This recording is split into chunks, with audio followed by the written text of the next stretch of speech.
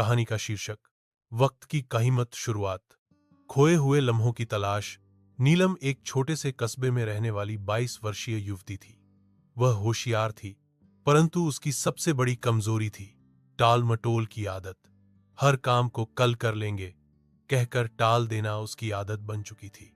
सुबह उठने से लेकर पढ़ाई, काम, यहां तक कि अपने सपनों को भी वह कल के भरोसे छोड़ चुकी थी।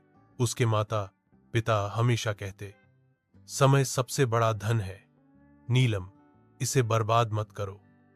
पर नीलम को लगता था कि उसके पास बहुत समय है, आज नहीं तो कल कर लेगी। नीलम भी ए की पढ़ाई कर रही थी।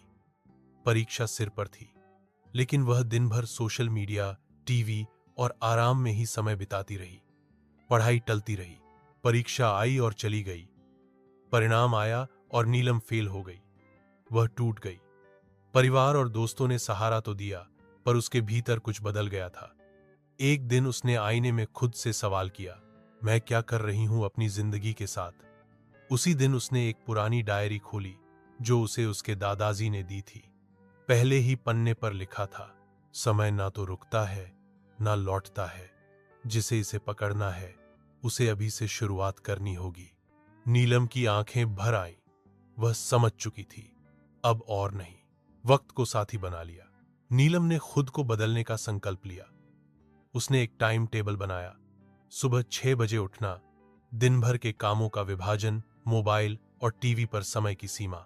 शुरुआत में मुश्किल हुई। आदतें जल्दी नहीं जाती, पर उसने हार नहीं मानी। धीरे धीरे वह समय के साथ चलना सीख गई। पढ़ाई में मन लगने लगा। वह अब हर दिन कुछ नया सीखती, समय का हर पल उपयोग करती। अगली परीक्षा में उसने टॉप किया। फिर उसने एक ऑनलाइन कोर्स किया और 1 साल में ही एक नामी कंपनी में जॉब पा ली। उसके माता पिता की आंखों में गर्व और खुशी थी। दिन कॉलेज में नीलम को मुख्य अतिथि के तौर पर बुलाया गया।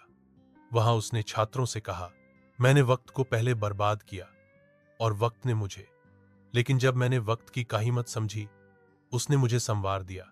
समय सबसे बड़ा शिक्षक है। अगर आप समय का आदर करेंगे तो यह आपको वो देगा जो आप कभी सोच भी नहीं सकते।